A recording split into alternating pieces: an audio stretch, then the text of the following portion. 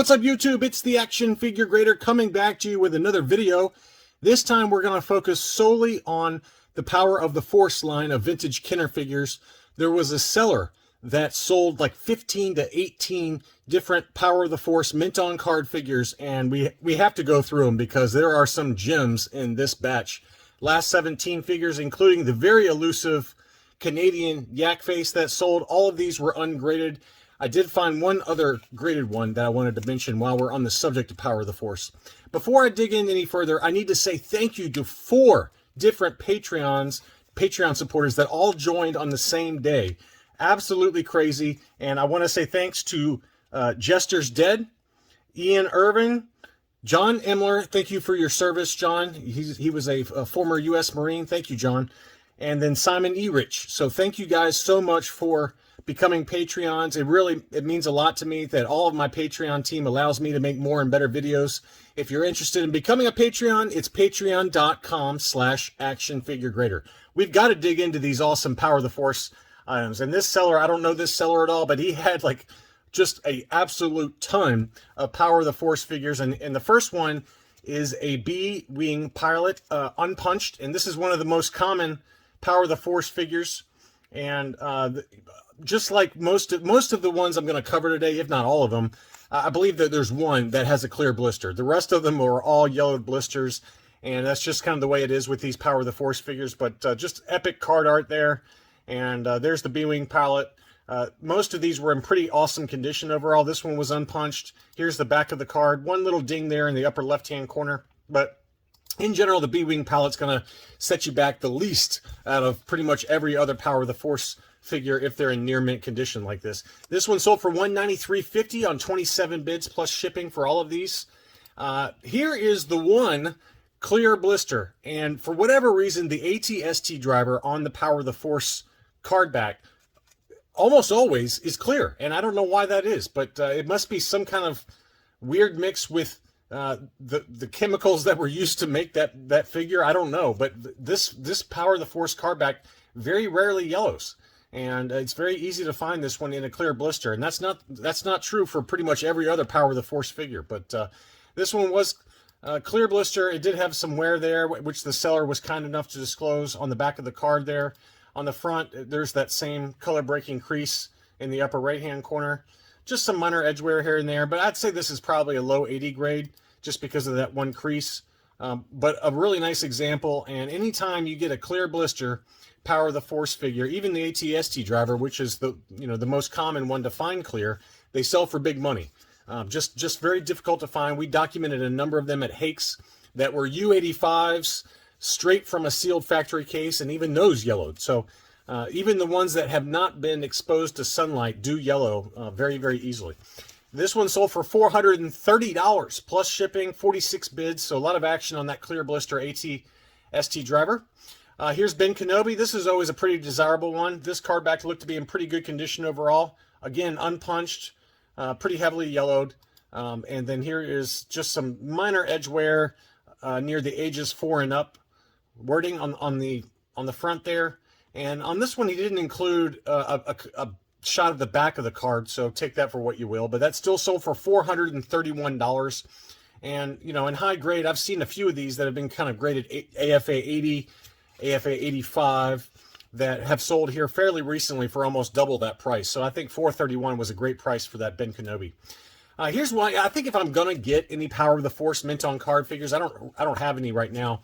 I think if I was gonna get one, it would probably be Darth Vader, just because, when I think of Vader, I always think of that line, "You don't know the power of the dark side of the Force," and that kind of thing. And I just think that it would look really cool to have Vader with the Power of the Force card back. And unfortunately, it's one of the more expensive ones in the line. But pretty clean card overall. Again, yellow blister. Here's the back of the card. Unpunched again. Just awesome items from this seller. That sold for $560. But the reason it sold so cheap is because it did have a pretty big crack there in the bottom of the blister. And that's something to keep in mind with all of these Power of the Force card backs that have yellow blisters, is that once the blister becomes yellow, and we've talked about this before, the blisters don't have the same strength that they do when they're clear blisters. And they turn really brittle. It's very easy to break them. So you just got to keep that in mind, is that even if you win an auction for one of these and the auction photos show that the blister is not cracked, make sure that you check it upon arrival, because you don't know if it gets jostled in shipping and whether these figures can cause it to break. And they do have an inner tray inside the blister on most of them, if not all of them, so that holds them in place. I don't know if the Vader does or not. It looks like he might. I can't tell. Let's see. It doesn't look like it might have one. I don't know. I don't know which ones included inner trays and which ones don't, but usually if they have inner trays, that does help during shipping because the figure's not moving around, versus like a standard Return of the Jedi card back where, most of those don't have inner trays. Some of them do, but not all of them have them.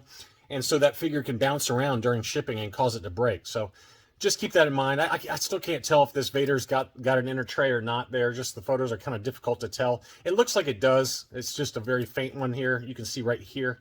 It looks like there's like a little inner tray right there. So anyway, that's the reason that one sold so cheap. Now, if you got a high grade version of Darth Vader on the Power of the Force card, let's call it a yellow AFA 80, for example, it would be probably closer to $1,000. But because it did have that break there, that did cause it to keep the price down a little bit.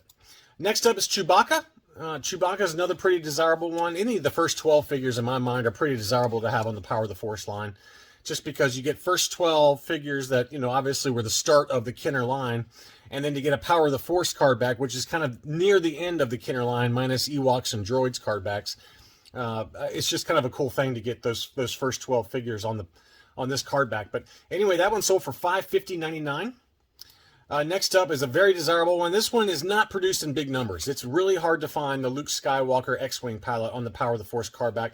This one was punched, but obviously the price reflects the fact that this is a very difficult one to find. That one sold for $860 on 33 bids. And then the Stormtrooper is another one that is not produced in big numbers. I would argue that the Luke X-Wing pilot is the more desirable one. Just because I feel like I see the Luke X-Wing pilot a lot less than I do the Stormtrooper. But the Stormtrooper must be pretty tough to find because the price just was stratospheric on this one. Yeah, this one doesn't look like he's got an inner tray either, so I might be wrong on that, Vader. But pretty clean one overall, though. Unpunched. $1,325 took that one home, and that was with the damage that was denoted by the seller. You can see all the spider veins on the back of the card there. So I don't even want to know what this thing would sell for. It even had a ding there, as you can see on the blister. I don't want to know what the Stormtrooper would sell for in high grade, like if it was already graded. It would be pretty stratospheric. So clearly I don't know anything as it relates to these Power of the Force figures. Let's dig into the last 17 figures. Those are kind of the big money ones usually. One of the less expensive ones is the Paplu, and the price was a little bit lower just because of the wear. You can see some spider veining on the Paplu card art, as well as a color breaking crease in the lower right hand corner. But this is one of the easier last 17 figures to find on this card back. That sold for $200. These were made in Mexico, as you can see. Let's see. Usually it says on the back here.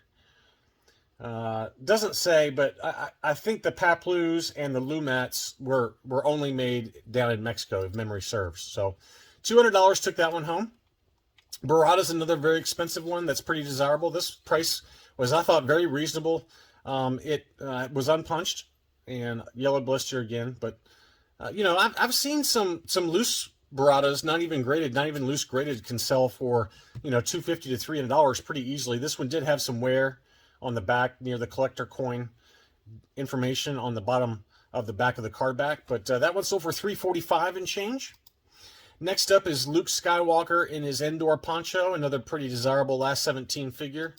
Blister looked pretty good overall. And you can see the inner tray very clearly on this one, which holds him in place, but a lot of creasing and kind of crinkles on the blister there. That one sold for $404. Now in high grade, we documented several at the last few Hakes auctions that sold anywhere from $600 to about $800. So, and Luke's another one, the Luke Endor.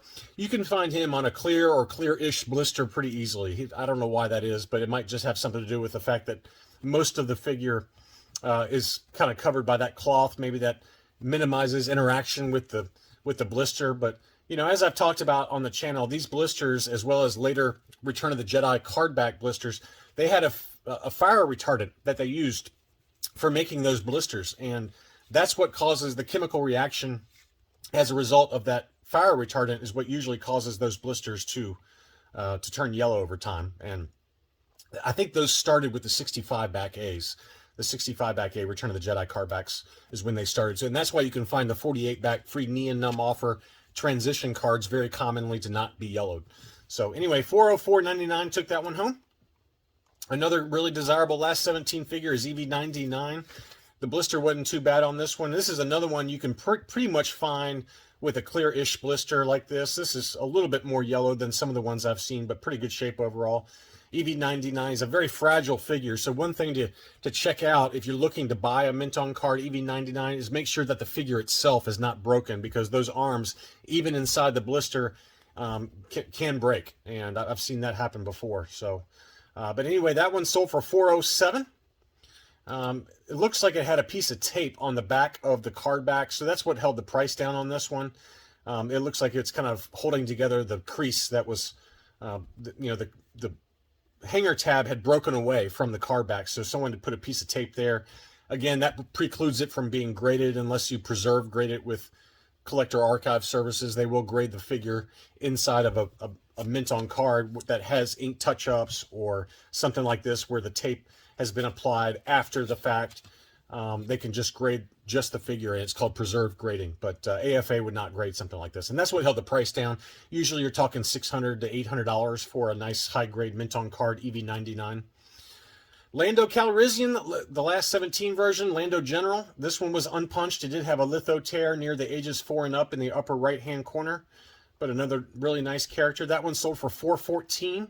And then the only one that was not, that I have in this video that was not from that same seller was this one. This was a CAS 85 Plus graded, unpunched Lando General. This one sold for $499 on one bid. It had a weird end time. It ended at 1:05 p.m. on August 16th, so maybe just nobody was bidding, but I think $499 for a very high grade CAS 85 Plus Lando General, that's a pretty good deal.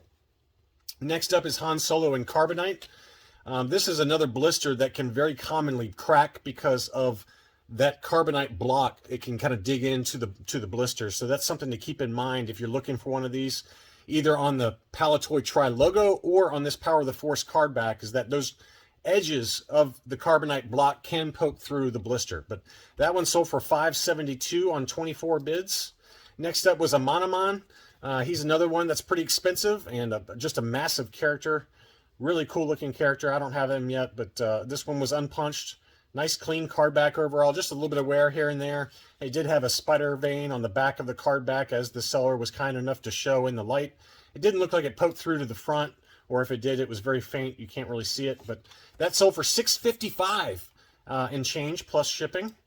The R2-D2 pop-up lightsaber is another really desirable one, and what held the price down on this one is that there was a litho tear at the ages 4 and up in the upper right-hand corner, but give me a break. This is a very desirable one, unpunched, and just a beautiful, beautiful card back.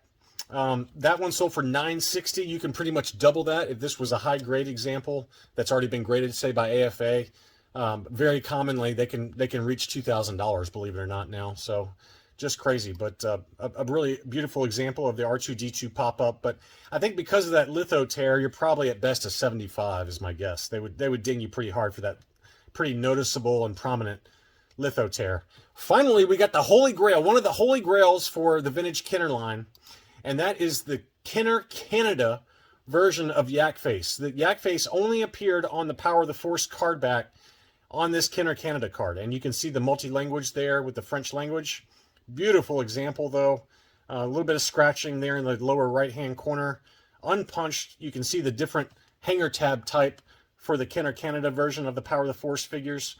Absolutely amazing item, though, and I've seen a few of these hit over $10,000 to $13,000. I think the highest I've ever seen for one of these was an AFA 85 that sold $15,000 plus, and that was quite a while ago. But this one sold for $8,600 on 43 bids. Again, this is one of the Holy Grails, and you're going to be paying big, big money for it. But assuming that blister makes it to the new buyer intact, that is just an absolutely epic item. And you can see this one does have that inner tray. very clear there, that holds the figure as well as this staff in place. Obviously, the Palitoy Tri logo is also very desirable for the yak face, and for the Tri logo, it came with or without that staff. So anyway, I just thought it was worth kind of documenting a Power of the Force only kind of video and prices, given that this seller had just an epic run of them, and he made quite a bit of money on these eBay sales. Thank you again to all my Patreon supporters. Thank you to my existing subscribers. If you're new to the channel, welcome. Please consider subscribing, and I'll be back soon.